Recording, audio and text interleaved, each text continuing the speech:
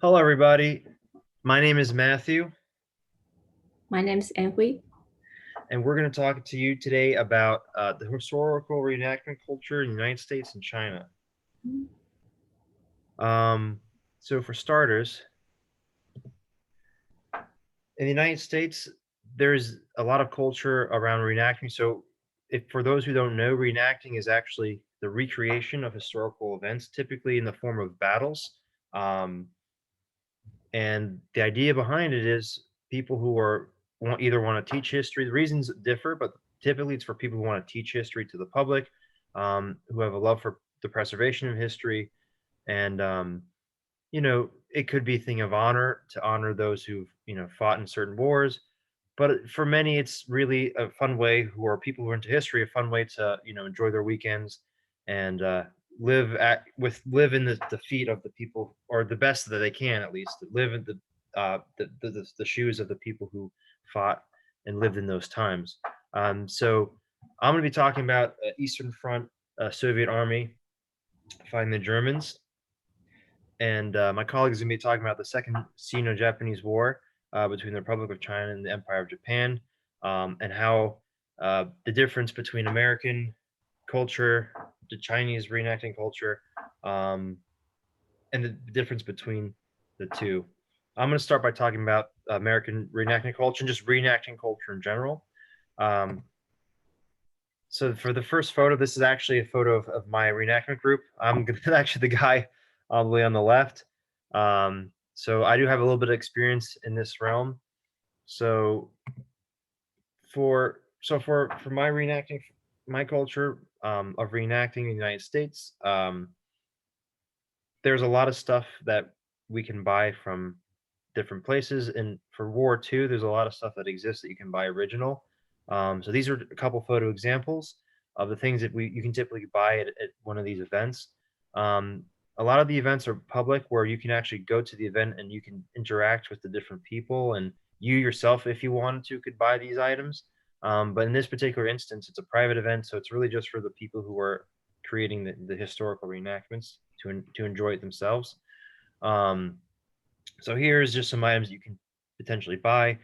Um, Most of the stuff you see on the right hand side is actually original. A lot of it's sourced from Russia in this case.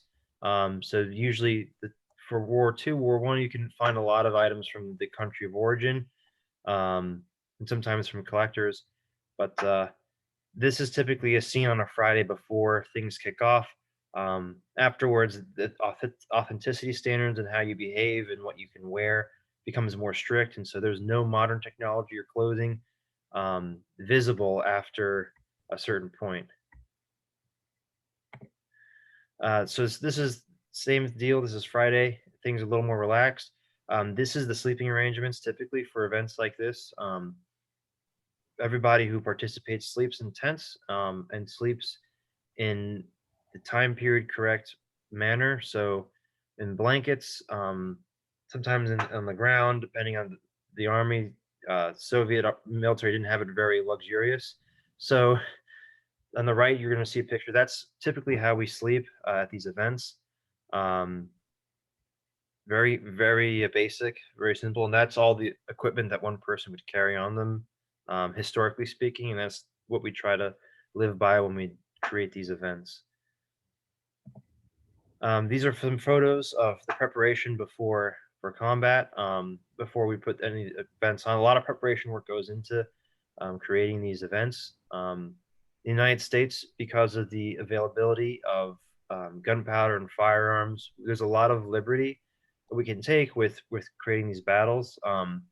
Obviously, there's sips. Obviously, we don't want to be creating unsafe conditions, but we use blank ammunition, meaning with no bullets, so still creates that noise. And in this picture on the left, um, is my group preparing mortar rounds to use in the upcoming recreational battle.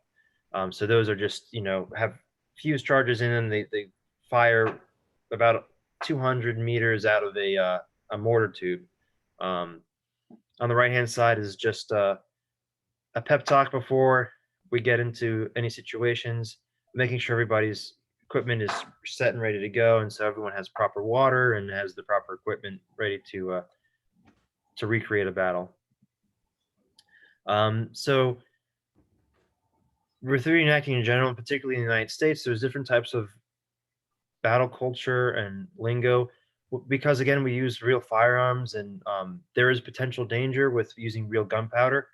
You know, you don't want to get too close when you're using a rifle or a pistol or even a machine gun in this case.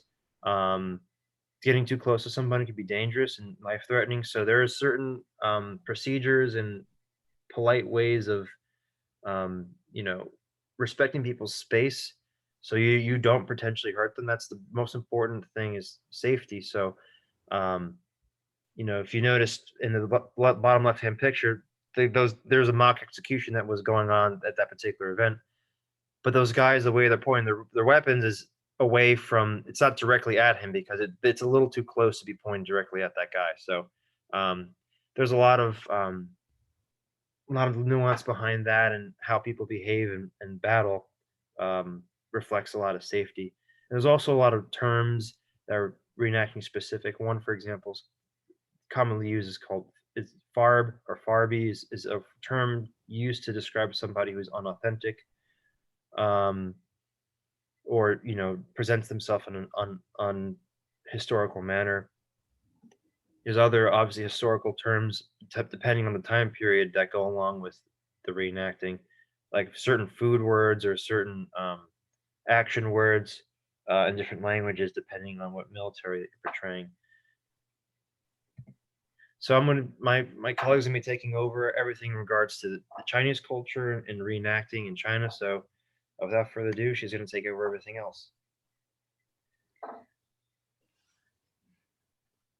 Um, so in the United States, there's nothing new about the reenactment. However, the reenactment activities in China is kind of rare, and it is still in the process of learning, exploring, and experimenting. Because of the domestic military and the military culture market are not yet mature, there are relatively few activities aimed at military fans. For example, the firearms restrictions are not relaxing, so they cannot arrange relatively realistic scenes and experiment. Among the history fragments of China that can be found, most history lovers prefer to repeat the Second Sino-Japanese War. I will use the largest Sino-Japanese War held by Great Philadelphia Chinese Gun Club in Philadelphia, which is in 2017, to show how China looks in the historical reenactment culture. So this is a logo from the club. And basically the battle scene is similar as my partner said before, use the like gunpowder or something like this. And here's the cooperation between Communist Party and the Nationality Party in this war. And this scene is rescue the American pilot. The girl was from the last slide. She was playing the nurse role in this war.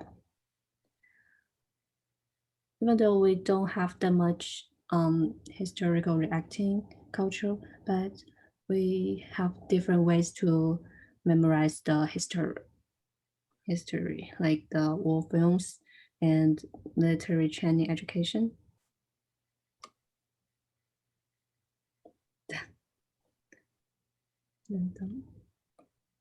Awesome. Thank you for watching.